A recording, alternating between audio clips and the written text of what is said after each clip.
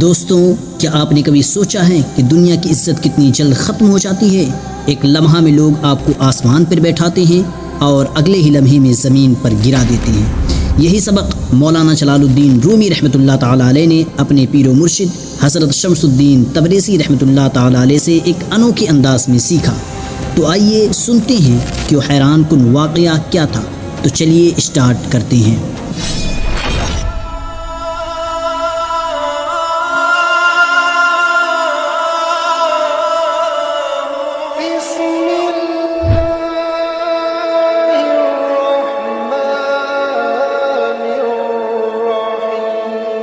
السلام علیکم ناظرین اکرام، میں ہوں محمد قاسم اور آپ دیکھ رہے ہیں مصباحی نیٹ ورک۔ دوستو، ایک رات مولانا جلال الدین رومی رحمۃ اللہ تعالیٰ علیہ نے اپنے استاذ حضرت شمس الدین تبریزی رحمۃ اللہ علیہ کو اپنے گھر دعوت دی۔ ان کے پیر و مرشد شمس الدین تبریزی تشریف لائے۔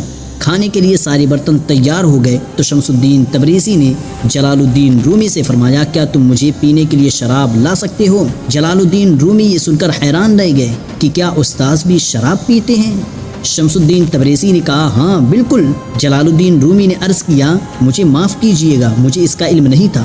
شمس الدین تبریزی نے فرمایا، اب جان گئے ہو نا، لہذا جا کر شراب لاؤ۔ جلال الدین رومی بولے، اس وقت رات ہو گئی ہے، کہاں سے شراب لاؤں گا؟ شمس تبریزی نے کہا، اپنے کسی خادم کو بھیج دو۔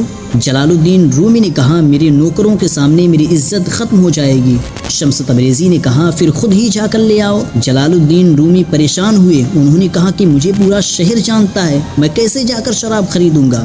شمس تبریزی نے فرمایا، اگر تم واقعی میرے شاگرد ہو تو تم وہی کرو گے جس کا میں حکم دوں گا، ورنہ آج نہ میں کھاؤں گا، نہ بات کروں گا، نہ سو سکوں گا۔ استاذ کی محبت اور اطاعت و فرمانبرداری نے جلال الدین رومی نے چادر اوڑھی، بوتل چھپائی اور عیسائیوں کے محلے کی طرف چل دیے۔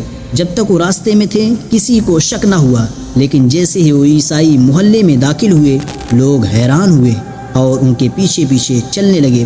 سب نے دیکھا کہ جلال الدین رومی شراب خانے میں گئے اور ایک بوتل خرید کر چادر کے نیچے چھپا لی۔ پھر وہ نکلے تو لوگ اور بھی زیادہ ہو گئے اور ان کے پیچھے پیچھے مسجد تک پہنچ گئے۔ مسجد کے دروازے پر ایک شخص نے شور مچا دیا کہ اے لوگوں، تمہارا امام، تمہارا شیخ جلال الدین رومی ابھی عیسائیوں کے محلے سے شراب خرید کر آ رہا ہے۔ یہ کہہ کر اس نے جلال الدین رومی کی چادر ہٹا دی اور بوتل سب کے سامنے آ گئی۔ ہجوم نے غصے میں آ کر جلال الدین رومی کے منہ پر تھوکا، انہیں مارا، یہاں تک کہ ان کی پگڑی بھی گر گئی۔ جلال الدین رومی خاموش رہے، انہوں نے اپنی صفائی پیش نہیں کی۔ لوگ اور بھی یقین کر بیٹھے کہ وہ دھوکہ کھا گئے ہیں۔ انہوں نے جلال الدین رومی کو بری طرح مارا اور کچھ نے تو قتل کرنے کا بھی ارادہ کر لیا۔ اسی وقت شمس تبریزی رحمۃ اللہ تعالیٰ علیہ کی آواز بلند ہوئی، اے بے شرمو، تم نے ایک عالم دین اور فقیہ پر شراب نوشی کا الزام لگا دیا۔ جان لو کہ اس بوتل میں شراب نہیں بلکہ سرکہ ہے۔ ایک شخص بولا، میں نے اپنی آنکھوں سے دیکھا ہے کہ وہ شراب خانے سے بوتل لائے ہیں۔ شمس تبریزی نے بوتل کھولی اور کچھ قطرے لوگوں کے ہاتھوں پر ڈال دیے تاکہ وہ سونگھ سکے۔ سب حیران رہ گئے کہ یہ تو سرکہ ہے۔ اصل بات یہ تھی کہ شمس تبریزی پہلے ہی شراب خانے گئے تھے اور دکاندار کو کہہ دیا تھا کہ اگر رومی بوتل لینے آئیں تو انہیں شراب کے بجائے سرکہ دے دیجیے گا۔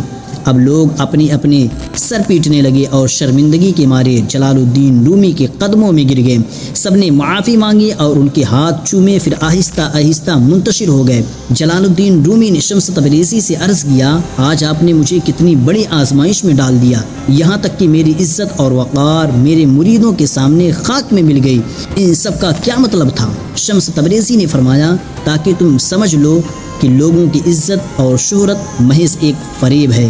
کیا تمہیں لگتا ہے کہ ان لوگوں کا احترام ہمیشہ قائم رہتا ہے؟